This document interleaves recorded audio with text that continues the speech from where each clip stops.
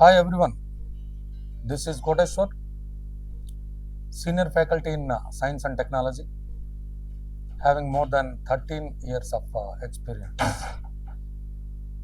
APPSC group 2లో science and టెక్నాలజీకి సంబంధించినటువంటి మార్కుల్ని 75 మార్కులుగా చేయటం జరిగింది. ఒక ఏపీపీఎస్సి కాదు, దేశవ్యాప్తంగా అన్ని పబ్లిక్ సర్వీస్ కమిషన్స్లో కూడా గ్రూప్ 1, గ్రూప్ 2 స్థాయిల్లో సైన్స్ అండ్ టెక్నాలజీ యొక్క పాత్రని పెంచడం జరుగుతుంది.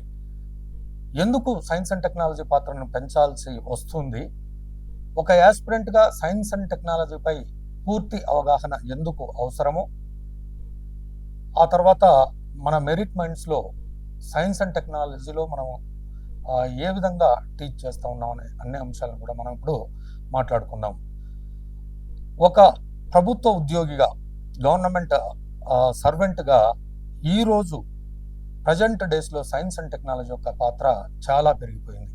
అంటే ఒక గ్రూప్ 1 కానీ గ్రూప్ 2 కానీ ఆఫీసర్ ఎవరైనా కానీ గ్రాస్ రూట్ లెవెల్లో సైన్స్ అండ్ టెక్నాలజీకి సంబంధించిన అన్ని విధి విధానాలను ఇంప్లిమెంట్ చేయడమే కాకుండా అవసరమైనప్పుడు రూపకల్పనలో కూడా పాలు పంచుకోవాల్సి ఉంటుంది. సో ఇప్పుడు చూసినట్లయితే మొదటగా ఈ గవర్నెన్స్ మొత్తం కూడా satellite based and ICT based applications. అవన్నీ మారుమూల ప్రాంతాలకు సైతం కూడా ప్రభుత్వం తన సేవలను ఐసిటీ ద్వారా అందిస్తూ ఉంది. ఇవన్నీ కూడా నెట్వర్క్స్ ద్వారా ఈ ఐసిటీని ఉపయోగించుకొని ప్రభుత్వ సేవలను ప్రజలకి అందించడం జరుగుతుంది. మరి వీటన్నిటిని కూడా గ్రాస్ రూట్ లెవెల్లో ఎవరు మానిటర్ చేయాలి అని అంటే డెఫినెట్గా గ్రూప్ 2 ఆఫీసర్స్ నుంచి పై స్థాయి వరకు అందరిపైన కూడా బాధ్యత ఉంటుంది. కాబట్టి ఐసిటీ అండ్ శాటిలైట్ టెక్నాలజీ కంప్లీట్గా నేర్చుకోవాల్సిన అవసరం ఒక యాస్పిరెంట్గా అందరికీ ఉంది. అంటే ఇక్కడ ఆలోచిస్తే మనము ఆ టెక్నాలజీలో మనం ఏమి రీసెర్చ్ చేయట్లేదు. ఇక్కడ ఒక్కొక్క టెక్నాలజీకి సంబంధించినటువంటి అప్లికేషన్స్ని ఖచ్చితంగా మనం తెలుసుకోవాల్సిన అవసరం ఉంటుంది. ఆ అప్లికేషన్స్ ఏవి కూడా మనం ఉపయోగించని ఏం కాదు. మన నిజ జీవితంలో ప్రతిరోజు మనం ఉపయోగించే అప్లికేషన్స్ గురించే మనం అవి ఎలా పనిచేస్తాయి, ఎలా మార్పులు చేస్తే ప్రజలకు ఇంకా మన సర్వీసెస్ని దగ్గర చేయొచ్చు అనేటువంటి అన్ని అంశాలపై ప్రాథమిక అవగాహన ఒక గ్రూప్ 2 ఆఫీసర్గా కలిగి ఉండాల్సి ఉంటుంది. ఆ నేపథ్యంలోనే ఏపీ సిలబస్లో కూడా సైన్స్ అండ్ టెక్నాలజీని 75 మార్కులకు పెంచడం జరిగింది. అంతేకాకుండా ఇప్పుడు వ్యవసాయ రంగంలో కానివ్వండి, వైద్య రంగంలో కానివ్వండి, బయోటెక్నాలజీ యొక్క పాత్ర అద్భుతంగా ఉందనేది అక్షర సత్యం. సో ఈ నేపథ్యంలో మరి అటు హెల్త్ సర్వీసెస్ అందించడానికి కానీ ప్రజలకి, అదేవిధంగా వ్యవసాయ రంగంలో వస్తున్నటువంటి అధునాతన మార్పులకు సంబంధించినటువంటి హై వెరైటీ సీడ్స్ని అందించడం కానివ్వండి, అదేవిధంగా బయో ఫర్టిలైజర్స్, బయో పెస్టిసైడ్స్ వాడకాన్ని మన రైతులంతా కూడా ఇప్పుడు ఉపయోగించడం జరుగుతుంది. ఈ నేపథ్యంలో ప్రభుత్వ పరంగా వచ్చినటువంటి స్కీముల గురించి, ఆ టెక్నాలజీల గురించి ఒక గ్రూప్ 2 ఆఫీసర్గా ఖచ్చితంగా తెలియాల్సినటువంటి అవసరం ఉంటుంది. అంతేకాకుండా డిజాస్టర్ మేనేజ్మెంట్లో ఒక గ్రూప్ 2 ఆఫీసర్గా ఖచ్చితంగా పాలు పంచుకోవాల్సినటువంటి అవసరం ఉంటుంది. ఎమర్జెన్సీ సమయాల్లో, అత్యవసర సమయాల్లో ఖచ్చితంగా మనం అనేక రకాల నెట్వర్క్లను ఉపయోగించాల్సి ఉంటుంది.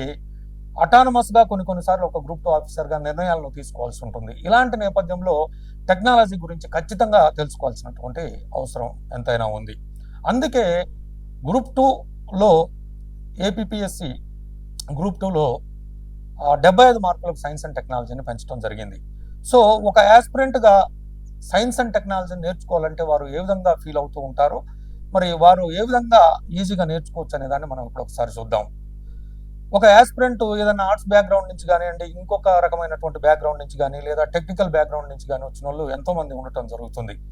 వీరందరూ కూడా సైన్స్ అండ్ టెక్నాలజీ అంటే కొద్దిగా భయపడటం జరుగుతుంది. ఎందుకంటే అందులో ఒక రకమైన టెక్నాలజీ కాదు, satellite technology, IT, energy resources, biotechnology, environment related అంతా కూడా ఉండటం జరుగుతుంది. సో ఇవన్నీ కూడా ఏ ఎడ్యుకేషనల్ బ్యాక్గ్రౌండ్కు సంబంధించిన వాళ్ళకైనా ఈ సైన్స్ అండ్ టెక్నాలజీ అనేది ఖచ్చితంగా కొత్త సబ్జెక్టే. మరి అలాంటప్పుడు ఎలా నేర్చుకోవాలి అని అంటే, మనం ఇక్కడ టెక్నాలజీ గురించి ఒక 30% మాత్రమే తెలుసుకుంటాం సైన్స్ అండ్ టెక్నాలజీలో. మిగిలినదంతా కూడా డైలీ లైఫ్లో వాటి యొక్క అప్లికేషన్స్ గురించి మనం ఖచ్చితంగా తెలుసుకోవాల్సిన అవసరం ఉంటుంది. ఎందుకు అంటే ఇందాక చెప్పినట్లుగా మనము డిజాస్టర్ మేనేజ్మెంట్లో కానివ్వండి, ఎన్విరాన్మెంటల్ ప్రొటెక్షన్లో కానివ్వండి, హెల్త్ కేర్ సర్వీసెస్ని ప్రభుత్వం నుంచి అందించడంలో కానివ్వండి, ఈ గవర్నెన్స్ను ప్రజల దగ్గరికి తీసుకుపోవటంలో కానీ ఒక గ్రూప్ 2 ఆఫీసర్ యొక్క పాత్ర అద్వితీయమైనది కాబట్టి మనం ఖచ్చితంగా ఈ అప్లికేషన్స్ గురించి నేర్చుకుంటాము. సో అప్లికేషన్స్ అనేవి ప్రతి ఒక్కరూ సెల్ ఫోన్ వాడుతున్నాము, ప్రతి ఒక్కరూ ఉపగ్రహాల నుంచే ఇవన్నీ నడుస్తున్నాయని అందరికీ తెలుసు. అదేవిధంగా కంప్యూటర్ను వాడుతున్నాము. ఇవన్నీ అప్లికేషన్సే మనం ఇక్కడ సైన్స్ అండ్ టెక్నాలజీలో భాగంగా తెలుసుకోవటం జరుగుతుంది. అదేవిధంగా బయోటెక్నాలజీలో కూడా మనము ప్రధానంగా వ్యవసాయ రంగాలకు సంబంధించి హెల్త్ కేర్ సెక్టర్కి సంబంధించి బయోటెక్నాలజీలో మనం నేర్చుకోవటం జరుగుతుంది. ఇక ఎన్విరాన్మెంట్ విషయానికి వస్తే ఎన్విరాన్మెంటల్ ప్రొటెక్షన్ రిలేటెడ్గా ఏ చట్టాలు ఉన్నాయి, వాటికి ఎలాంటి ఎకో ఫ్రెండ్లీ టెక్నాలజీని వాడాలి అనే అంశాలపై మనం సమగ్రంగా నేర్చుకోవటం జరుగుతుంది. అయితే ఇక్కడ ఇవన్నీ కూడా అందరికీ కొత్తవే, కానీ అందరికీ తెలియనివి కావు. అందరూ నిజ జీవితంలో చూస్తున్నాయి, ఉపయోగిస్తున్నాయి. కాబట్టి సరైన కోచింగ్ కనుక మీకు లభ్యమైతే ఖచ్చితంగా వాటిని చాలా సులువుగా సైన్స్ అండ్ టెక్నాలజీని ఒడిసి పట్టుకునే అవకాశం ఉంది. మిగిలిన అన్ని సబ్జెక్టుల కంటే కూడా సైన్స్ అండ్ టెక్నాలజీ చాలా సులభంగా మనం నేర్చుకోవచ్చు. ఇందుకోసము మన మెరిట్ మైట్స్ నుంచి మన 75 మార్కులను కవర్ అయ్యే విధంగా అన్ని చాప్టర్స్లో స్టాటిక్ అండ్ డైనమిక్ పార్ట్స్ అన్ని కూడా కవర్ చేయడం జరుగుతూ ఉంటుంది. అనలిటికల్ బేస్డ్ టీచింగ్ చెప్పడం జరుగుతుంది. అంటే ఫస్ట్ ఆ కాన్సెప్ట్స్ అన్ని మీకు అర్థమయ్యే విధంగా చెప్పి ఆ తర్వాత మనం అప్లికేషన్ పార్ట్లోకి వెళ్ళటం జరుగుతుంది.